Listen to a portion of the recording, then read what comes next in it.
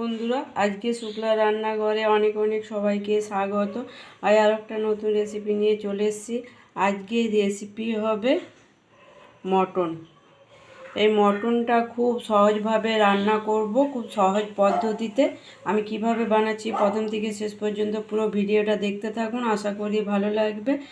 আমি সবারই প্রথমে মটনটাকে ধুয়ে জলটাকে খুব ভালোভাবে ঝরিয়ে নিয়েছি। জলটা ঝরিয়ে এ বাটির মধ্যে মটনটাকে মাংসটার মধ্যে দিয়ে দিচ্ছি পরিমাণ মতো নুন, দিচ্ছি হলুদ গুঁড়ো, দিয়ে দিচ্ছি পেঁয়াজ কুচনো,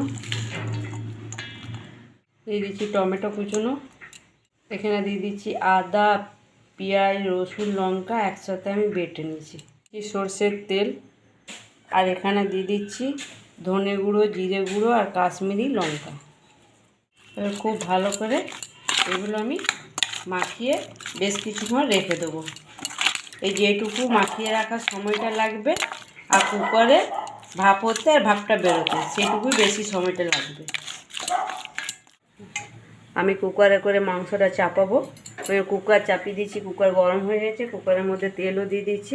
সবাই প্রথমে আমি আলুগুলোকে একটু ভেজে নেব। আমি এইভাবে আলুগুলো কেটে নিচ্ছি বড় বড় করে।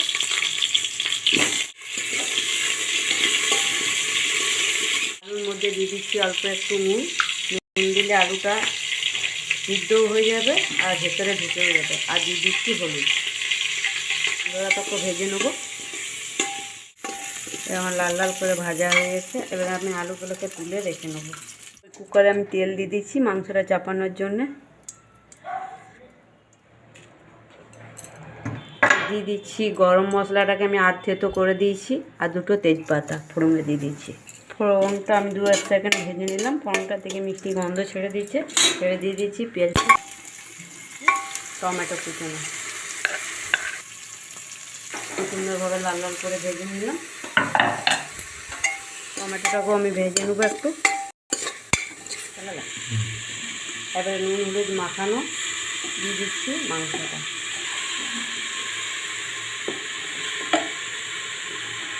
মাংসটার থেকে অনেক জল বেরিয়েছে, এই জলটা আমি এখন দিচ্ছি না। এখন মাংসটা দিচ্ছি। মাংসটা দিয়ে আমি কষিয়ে নেব বেশ কিছুক্ষণ, তারপরে জলটা দেবো।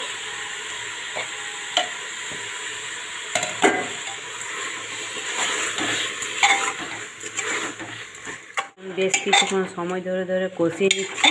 যতক্ষণ না কালারটা ছাড়ে আমি কষাতেই থাকবো। খুব ভালো করে আমার খুব কষানো হয়ে গেল। বেশ কিছুক্ষণ সময় ধরে ধরে আমি কষিয়ে নিলাম। কালারটা কত সুন্দর এসছে। এবারে যে মশলা মাখানো জলটা ছিল সেই জলটা দিয়েও আমি কষিয়ে নেব, নাহলে আদা পেঁয়াজের কাঁচা গন্ধ ছেড়ে যাবে। এটা দিয়েও আমি একটু বেশ কষিয়ে নেব। আদা পেঁয়াজের জলটা দিয়েও আমার কষানো হয়ে গেল। আমি আগের থেকে জল গরম চাপিয়ে রেখে দিয়েছিলাম, আর এই জল গরমটা দিয়ে দিচ্ছি মাংসর মধ্যে। আমি গরম জল দিয়ে দিলাম।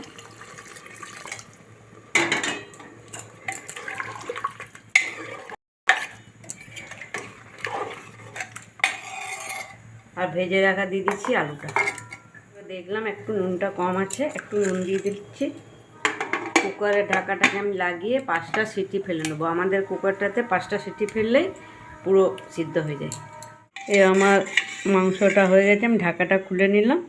আর সিদ্ধও খুব সুন্দরভাবে হয়ে গেছে।